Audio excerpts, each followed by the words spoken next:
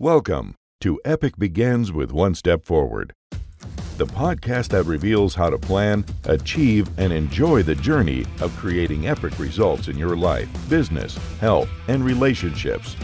Here's your host, best-selling author and motivational speaker, Xander Sprague.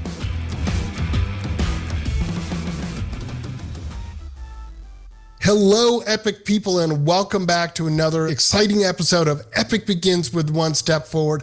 I'm your host, Xander Sprague, and today I am honored to welcome Michael Ostrolenk onto the podcast. Michael, tell us who you are and what you do. Well, first of all, Xander, thank you for having me on. It's an honor to be here. I love your work, so this is awesome. I'm almost 30 years into being a psychotherapist, a marriage and family therapist, licensed in the state of California. But in the year 2000, I actually stopped working under my license and became a coach, although it was kind of preceding the whole coach movement. So I've been coaching for about 25 years. My graduate degree is in transpersonal counseling psychology. I did postgraduate work in somatic or body psychology. I was very fortunate. I got to tutelage under Commander Mark Devine at SEALFIT, and I was a master coach for him for about a decade. I can get into that too, but give me the opportunity to do a lot of really cool training with and for and by people from Navy Special Warfare SEALs. And that opened the door for a whole bunch of other opportunities kind of in the human optimization space, working with other people from special operations communities, including I spent about 4 years working for Dr. Stickler in Austin, Texas. We just talked about where I lived for about a year at a precision medical clinic. So I also got to do a lot of work in kind of human optimization on the mind-body front, not just on the mental toughness and emotional resiliency front. Right. Well, that is really cool. Yes, I've known Michael for a couple of years now. The work he's doing with the special warfare, really, really cool. Want to touch on that for a moment. And for you, what is it about human optimization that really kind of jazzes you? Well, man, so this began when I was a little kid. I can give you a lot of the details in the story, but I'll just say that I was fortunate to have a really good therapist when I was 9. And she taught me biofeedback, guided imagery, meditation, got me to the martial arts. And the martial arts, this is 1979, so it was Bruce Lee. Yeah. So I loved watching all the Bruce Lee movies. I literally would spend every time I could in my basement watching Bruce Lee, doing my workouts and meditating and reading anything I could on the martial arts, broadly speaking, but also kind of opened the doors for Zen and meditation, Taoism, Buddhism, even the yogic traditions. And if you kind of do a deep dive into those things outside the spiritual dimensions of them, which is kind of a key part of those things, a lot of it is around self-regulation, self-mastery, self-management, from the higher order, not necessarily, just to, from the martial arts to fight, to beat people up, although that's useful skills to have to defend yourself. But I was always attracted to kind of the higher order aspects of the martial arts. Yeah.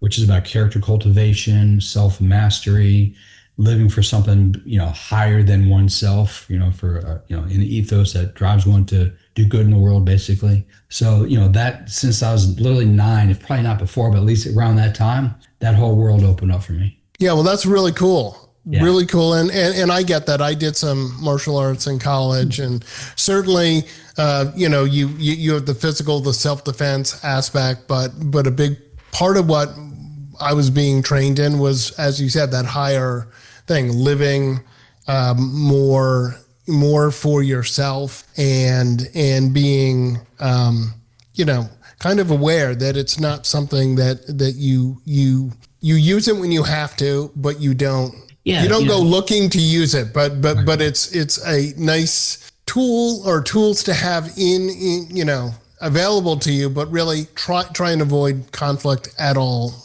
costs. 100% agree. And it's also an ethical code, like the Bushido code, if you're thinking about the Japanese samurais. Yeah. But all the different martial arts have various codes of conduct.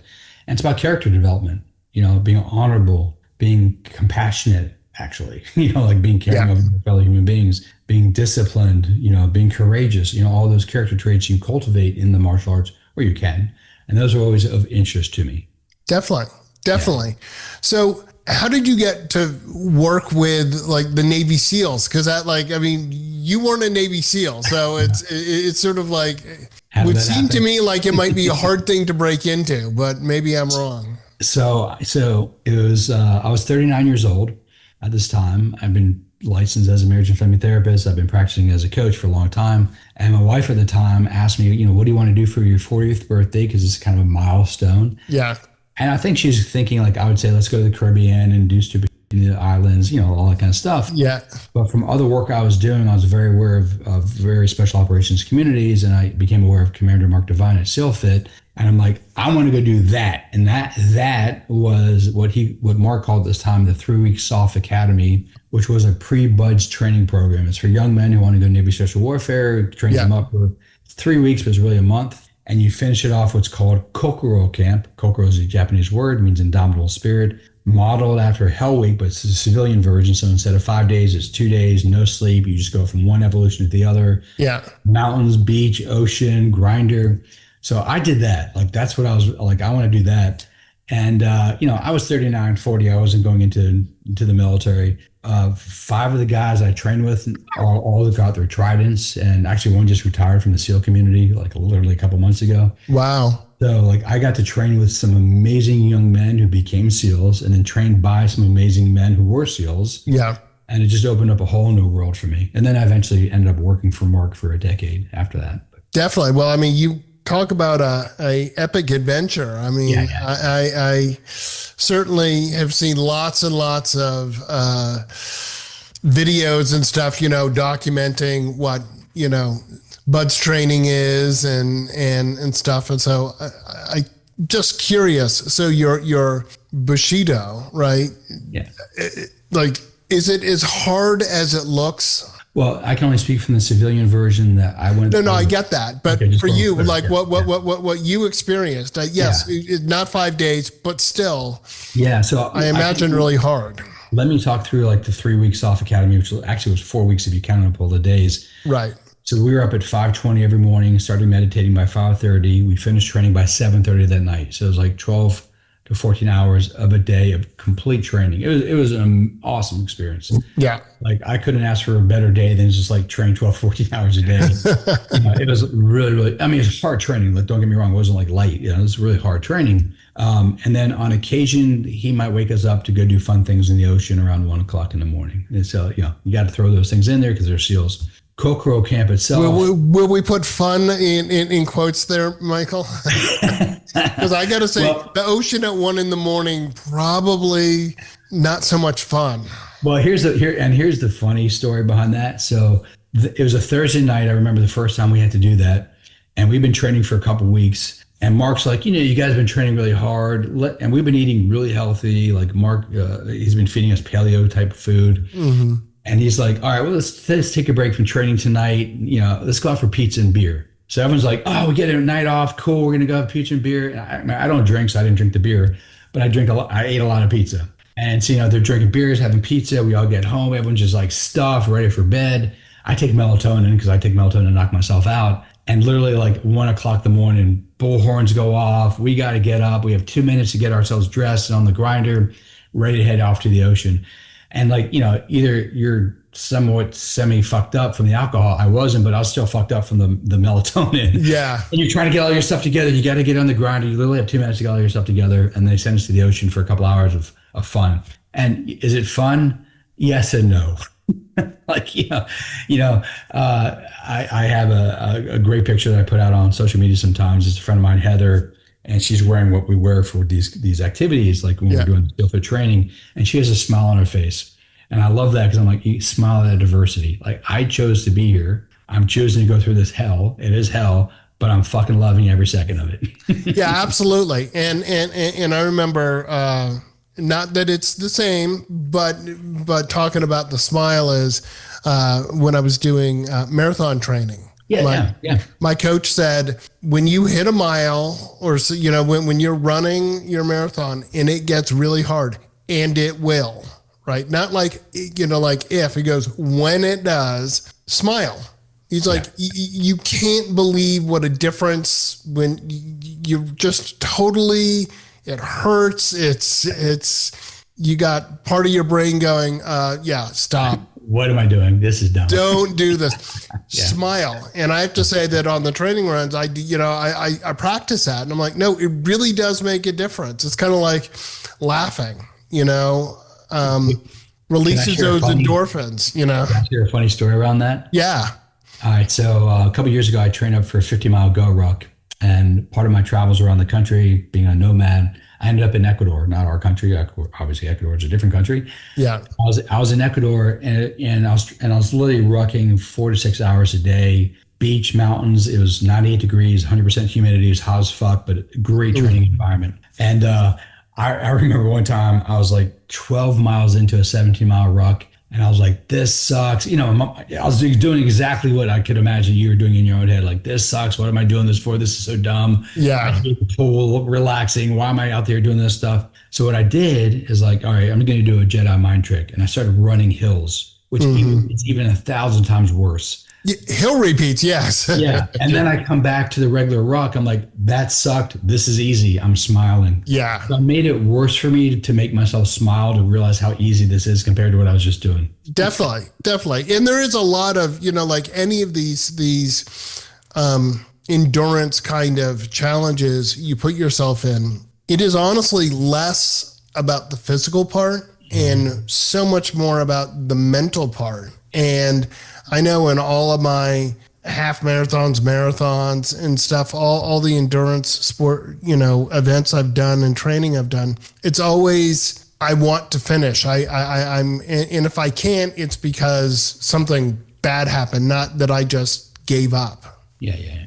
Well, I have to imagine that serves you in all areas of your life, not just training up and running a marathon. Absolutely. No, I mean, look, people in the podcast are like, oh my God, he's going to talk about marathons again. I talk about the marathon a lot because it's a good thing. I'm trying to find other aspects, but it is really very symbolic of, as an entrepreneur, you have days where it's really hard.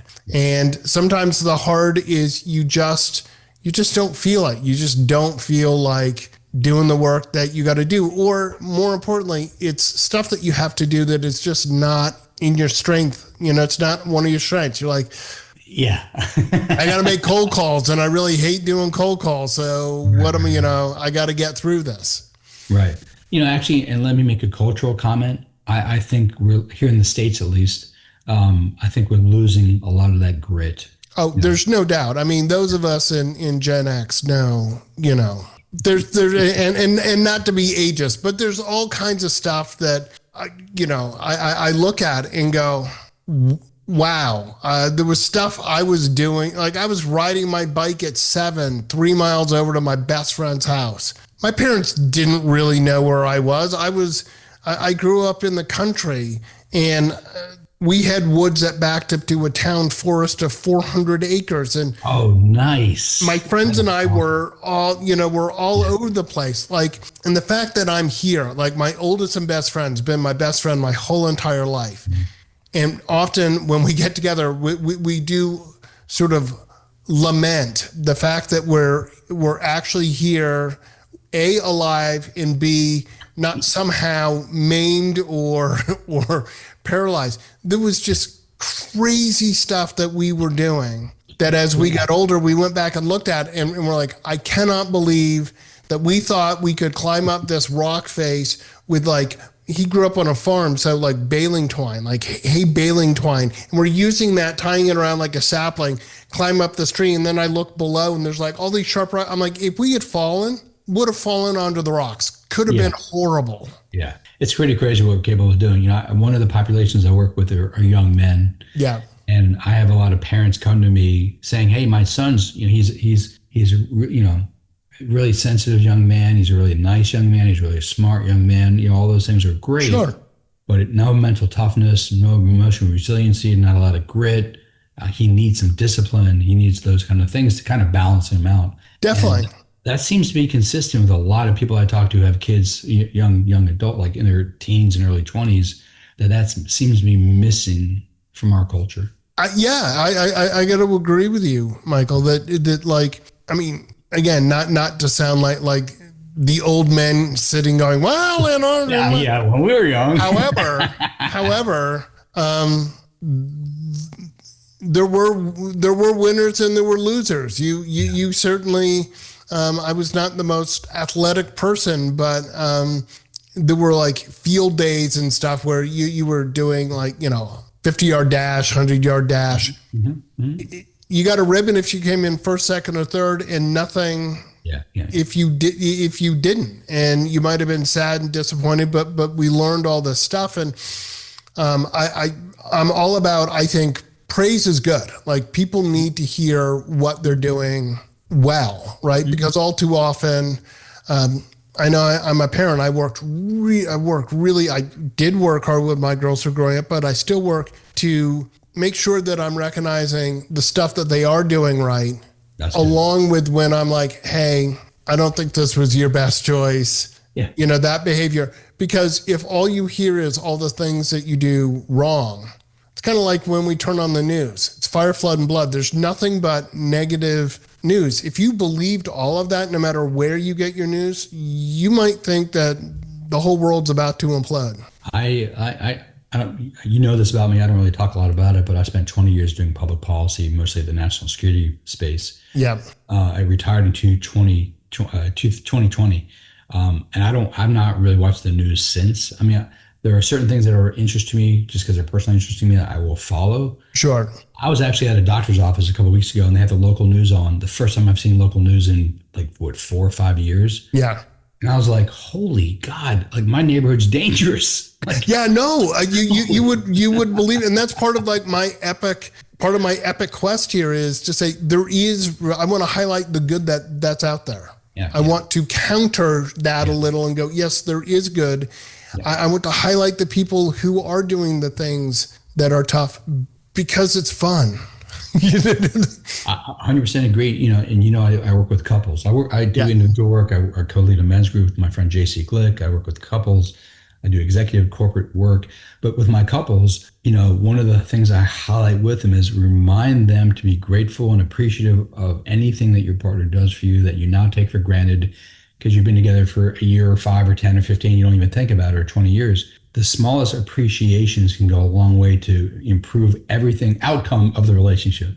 Oh, absolutely. Absolutely. The things that you, absolutely. I mean, you're right. You get used to, here's what I'm doing. Here's what you're doing. And there's nothing wrong with that division of labor within a relationship. That's how relationship works. Right. Yeah. However, occasionally the hey, I really appreciate that you make sure that the bills get paid on time. Who doesn't like to have acknowledgement of what they're doing? Yes. And what I will tell and this is kind of a sexist thing to say, but I will have a lot of my females say, but he doesn't do X, Y, and Z, like kind of the nagging thing. Yeah. Okay. And I'll point out to her, in this case, a heterosexual couple, is like, yes, if he's agreed to do something, then he should follow through and do it. And if he doesn't, he should clean that up. But what would go a long way is to recognize what he does do, even if he should be doing it because it's part of the relationship, and vice versa. Like, recognize your wife, but absolutely, it's kind of like 8 to 1. Like point out 8 things you like about him that he's doing in a positive way to the one thing you point out that he's shitty on. Look, praise, upgrade, praise, right? Yeah. Like if you lead off with praise, you're likely to have a more positive outcome. That person will actually hear what you're saying. Well, it's kind of like I talk in the book about the 97-3 rule, that 97% of our day is actually really good. Up to 3% isn't so good. Now, look, some days, obviously, you just have a really bad day and stuff. But in general, in a relationship, if people are in a relationship, long term, right? Let's say they make it past a year or two, right? There's probably a lot that's really good. If all you do is focus on that 3% that isn't so good, you could say, hey, I really wish you would do this. But also understand what someone is capable of, right? In terms of who they are. If my girlfriend said, Xander, I'd like you to talk less. I may really want to do it, but I'm not going to be successable. Actually, I think you make an amazing point about all relationships, but also the primary romantic ones, because what I've noticed, like I have a couple that I'm recently working with, she processes really quickly. He processes very slowly. And until we made both those really conscious and discussed, she thought he didn't care because he takes his time. Like, oh, he's kind of ignoring this whole thing. No, he's actually thinking about it, but he's not as quick as you. So give him grace for how he does it. Let him give you grace for how you do it, and find a way to acknowledge that in each other. And it actually reduces the tension. Oh, absolutely. Yeah. Absolutely. And look, relationships are challenging. I talk with my clients all the time about, I'm only doing individual therapy, but I talk about when they're frustrated or their partner is frustrated. I'm like, it sounds to me like there's some expectations that aren't being met. And the problem with expectations is if we don't share them, then the other person, you get in this huge fight because I had an expectation, it's not met. Now I'm upset, and my partner's like, I don't understand why you're upset, but okay, if you're coming with this energy, I'm coming with this energy. Yeah. And if you say, I expect you to wash the dishes after I cook. Okay. That person can then say, yes, I can do that. No, I can't. I'm not capable of that. Or, and a lot of times it's more in the middle. Here's what I can do. I hear the request. Here's how I can do that. And then when I get upset, at least they have an understanding. Oh, your expectation was I was going to, and again, sometimes it's little things like, just drop me a text that says that you were thinking about me, or, something during the day. Let me speak to the dishes thing, because it's fascinating. I have an annoying thing that I say to my clients, my couples, all the time: abstract to concrete. Now, saying, will you actually clean the dishes after I make the dinner, is very concrete. Mm-hmm. A lot of people will just say, I need your help in the kitchen. Yeah. Or even more abstract, I need your help. And the other person left, I don't know what that means, and so I really can't follow through on it, and I can't mind read you. That whole, so the more concrete you can be, the better. Like anything, I tell this. I like telling this story that just about make sure that you're specific when you ask for help, right? Yeah. And kind of the short of it is, you won't get if you don't ask. And the story is that Tip O'Neill, who was the Speaker of the House for like 30 years. Forever. Yep. This woman, for those of you who are younger and don't know, he was the Speaker of the House in Congress for like 30 years. He was from Massachusetts, and he was back in Boston. This woman came up and said, I didn't vote for you in the last election. He said, why not? She goes, you didn't ask me. Oh, wow. And I love that story because it's so simple. Yeah. Vote for me, right? Like that's right. 3 words. Right. But yeah, that concrete, make sure that someone understands, and then they can answer, yes, I can do that, right? Yeah, or whatever the answer is, at least they're clear on the request. Exactly.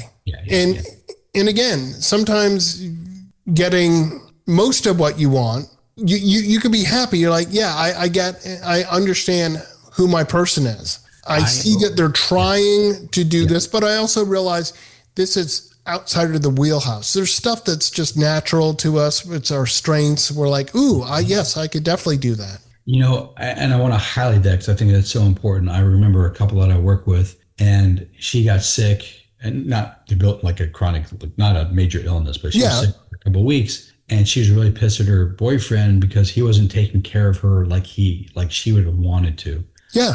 And I said, well, does he know what you prefer when you are sick to how to be taken care of? And she's like, no, he should just know those things. And I was like, wow, that's kind of, no, I'm not attacking her, but that's pretty typical of a lot of people. They had just this belief system. Yeah, if you don't know what you said, I'm not going to tell you. I had that one time in a relationship, and I'm like, no, absolutely not. I'm not playing this game. Yeah, and what I was like, well, no, relationships are really about learning. And she's like, well, he should just want to naturally do these things without me asking. I said, well, maybe he would if he knew you wanted to have them done for you. Like, you don't know that. Maybe he just doesn't even know to try. Maybe it is his natural proclivity to do these things. And if it's not, and he still does them, that's a sign of love. Mm-hmm. Like he's sacrificed. I mean, it's not a major sacrifice. No, but he's trying. He's trying to do something. Yeah. And again, and to sort of dovetail on that, it's also, if you're asking someone to do something, allow them to do it the way that they want to do it. Otherwise, because nothing is worse than trying to make your partner happy. Do something you think is going to make your partner happy, and then they go, no, you did it all wrong. We'll go back to the dishes. No, you're not washing the dishes right. Look, if they're clean, doesn't matter how I get the task done. Let me do it my way, versus either that or do them yourself. But you can't complain because, I'm not doing it exactly the way you would do it. I'll ask how you want me to do it. And then I may go, well, that's not how I'm not going to, wash them with Clorox every single time. Sorry. Right. That's funny. Yeah. I like that. So many things to talk about, Michael. What would you say? I love the concept of not yet. That there are things in our life that are not yet. We think we want to do them, but we haven't done them yet. So for you, what's one or two of your not yets? Well, I can throw this into a bucket list of things that I've yet to do, but I would like to add to my, they're already on my list of things to do. So ever since I was a little kid, I always wanted to study Shaolin Kung Fu in China. Okay. I want to study ninjutsu, not Teenage Mutant Ninja Turtle ninjutsu, but the real ninjutsu, the lineage that comes from Masaki Hatsumi in Japan. And I want to go to Dharmansala, the Tibetan Buddhist government in exile, and I'd love to study Tibetan medicine there, and then study Krav Maga in Israel. Wow. Well, it sounds like if you want to see Michael, you might have to get on an airplane, because he'll be in China, Japan, India, and Tibet. Exactly. Well, those are some great not yets, and I look. I hope at least some of those you can go out and achieve. I think the not yet is so important. There's so much optimism in it, right? Mm-hmm. Like, have you studied Shaolin? Not yet. Versus no, which is such a hard, like, it will never happen. Well, so, not yet. And look, if it doesn't happen, next life. Exactly. Yeah, I've actually studied Shaolin Kempo, which is a different derivative of integration of Shaolin Kung Fu and Japanese karate. But I'm not, like you said, I'm not studied Shaolin in itself in its prime form in China. So I've circled around it, but I've not gone there yet. Cool. Yeah. Cool. Well, Michael, how can people get a hold of you if they're like, I like what Michael's putting out there. I want more. So michaeldostrolenk.com is my website, and you can find, I blog, my blogs go there if you want to read what I think and what I write goes there. You can find my work with individuals, my couples, my men's group, my work with executives. And if you just want to follow me, I'm also on Instagram and Twitter, Ostrolenk. I'm on there way too much. And then I also post on Facebook and LinkedIn, Michael David Ostrolenk. Awesome. All right. Well, I'll make sure to have those in the show notes. But thank you, Michael. I want to thank you so much. I've been trying to get you on my podcast for a while, but I'm so happy that we made it happen. Yeah, for sure. Thank you for coming in. I want to remind everyone that if you're ready to begin your epic journey, go to epicbegins.com. And as always, epic choices lead to the epic life that you want. Get your gift copy of the award-winning book, Epic Begins with One Step Forward, at epicbegins.com. That's a wrap on this episode of Epic Begins with One Step Forward with your host, Xander Sprague, best-selling author, internationally acclaimed public speaker, and licensed professional clinical counselor. To make your next conference or event epic, send an email to Xander at zander@epicbegins.com. Be sure to subscribe so you don't miss the next episode. Remember, epic choices, epic life.